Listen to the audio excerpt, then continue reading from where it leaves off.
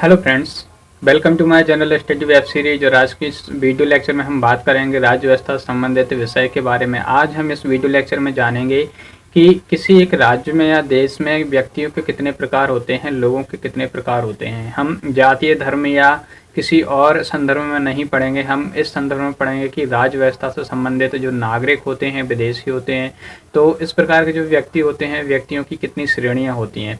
आपको पता होगा कि हमारा भारतीय संविधान है। भारतीय संविधान में भाग 2 में नागरिकता संबंधी प्रावधान दिए गए हैं। उसी के तहत हम पढ़ते हैं कि किसी देश में नागरिक होते हैं, नागरिकों के अलावा भी कुछ ऐसे लोग होते हैं जो नागरिक की श्रेणी में नहीं आते लेकिन फिर भी उस देश में निवास करते हैं। तो हम ये देखेंगे कि उस देश में नागरिकों के अलावा व्यक्तियों की और कितनी श्रेणियाँ होती हैं। आपको पता होगा कि हमारे भारतीय संविधान में अनुच्छेद 5 से लेकर 11 तक नागरिकता संबंधी प्रावधान किए गए हैं। और ये नागरिकता संबंधी प्रावधान केवल ये बताते हैं कि संविधान लागू होने से पहले किन लोगों को भारतीय नागरिक माना जाएगा।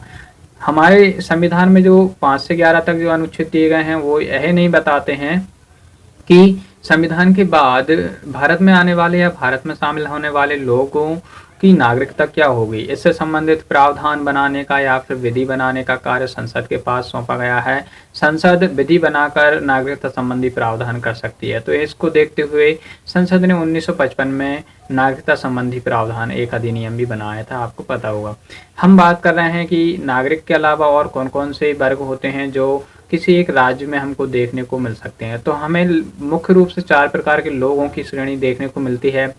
पहले हम बात करेंगे तो नागरिक लोग मिलेंगे, दूसरे हम देखेंगे विदेशी, तीसरे शरणार्थी और चौथे ऐसे होते हैं जो किसी भी वर्ग में शामिल नहीं होते हैं या फिर किसी भी देश के लोग नहीं कह सकते। हम कह सकते हैं कि वो लोग होते हैं वो किसी भी देश में शामिल नहीं होते। तो ऐसे 4 वर्ग हमको देखने को मिलते हैं। हम सबसे पहले बात करेंगे नागरिकता की। नागरिक की बात करेंगे तो नागरिक ऐसे लोग होते हैं जो किसी राज्य से संबंधित सदस्य होते हैं। क्या होते हैं कि जो संबंधित राज्य होता है उस राज्य के पूर्णतः सदस्य होते हैं और उस राज्य के सिविल तथा जो अन्य अधिकार होते हैं उन अधिकारों को पाने के वे अधिकारी होते हैं।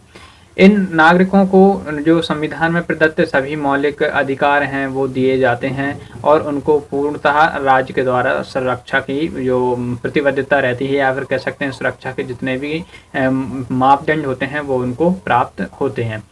नागरिकों की यदि पहचान की बात करें तो आधुनिक समय में नागरिकों की पहचान का एक सबसे सशक्त माध्यम है कि नागरिक वे व्यक्ति होते हैं जो उस देश का पासपोर्ट धारण करते हैं या फिर उस देश का पासपोर्ट धारण करने की योग्यता अपने पास रखते हैं। ठीक है, अब हम चलते हैं विदेशी कौन होते हैं। विदेशी वे लोग होते हैं जो किसी अन्य देश की नागरिकता धारण किए हुए होते हैं या फिर किसी अन्य देश के नागरिक होते हैं।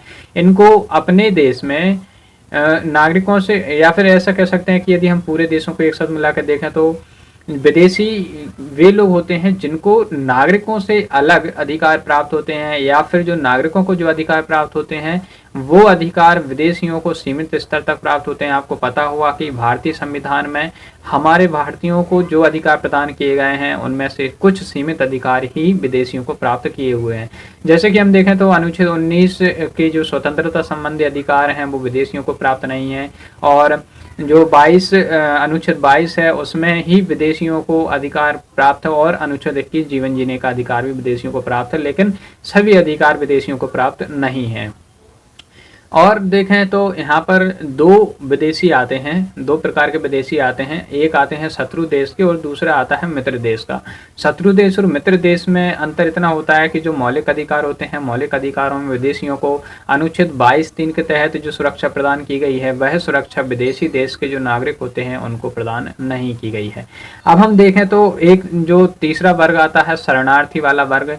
तो शरणार्थी वाले वर्ग की बात करें तो शरणार्थी वे लोग होते हैं जो अपने देश में राजनीतिक, आर्थिक, सामाजिक और जो प्रजातीय उत्पीड़न होता है उसके कारण वहाँ से निकाल दिए गए हैं या फिर वहाँ से उत्पीड़न होकर किसी अन्य देश में आ बसे हैं तो उनको हम क्या कहते हैं, शरणार्थी कहते हैं। तो आपको पता होगा कि जो तिब्बती हैं और दलाई लामा हैं वो भारत देश में शरणार्थी के रूप में रह रहे हैं। और आपको यही पता होगा कि बांग्लादेश में बांग्लादेश और भारत में जो म्यांमार के शरणार्थी हैं वो भी एक शरणार्थी की श्रेणी में आते हैं। और जो नेक्स्ट और लास्ट वर्ग है व्यक्तियों वाला वो है राजविहीन व्यक्ति। तो राजविहीन व्यक्ति ऐसे व्यक्ति होते हैं जो किसी भी देश के सदस्य नहीं होते हैं, किसी भी देश के नागरिक नहीं होते हैं। कुछ राज्य ऐसे होते हैं जहाँ पर इस वर्ग का पाया जाना अनिवार्य नहीं होता है, मतलब कुछ देश ऐसे होते हैं जहाँ पर राजविहीन व्यक्ति नहीं पाए जाते हैं, किसी न किसी देश की नागरिकता उनके पास अवश्य होती है। लेकिन कुछ देशों में राजविहीन व्यक्ति भी पाए जाते हैं। जैसे यदि हम भारत की बात करें तो भारत के असम में रहने वाले लोग जो बांग्लादेश से अवैध रूप से प्रवासित होकर आए हुए हैं, उनके जो बच्चे हैं वो इसी वर्ग की श्रेणी में आते हैं। इन व्यक्तियों को जो विदेशी होते हैं, विदेशियों के समान ही अधिकार प्राप्त होते हैं। तो हम कह सकते हैं कि जो किसी भी वर्ग में शामिल नहीं होते हैं वो एज ए विदेशी व्यक्ति होते हैं। तो ये देखा हमने नागरिकता संबंधी कुछ जो प्रावधान थे कि हमारे जो किसी देश में है या फिर हमारे देश में कितने लोगों के वर्ग प्राप्त हो सकते हैं या फिर मिलते हैं। तो आज की वीडियो में बस इतना ही। This is the end of the video. Video देखने के लिए धन्यवाद।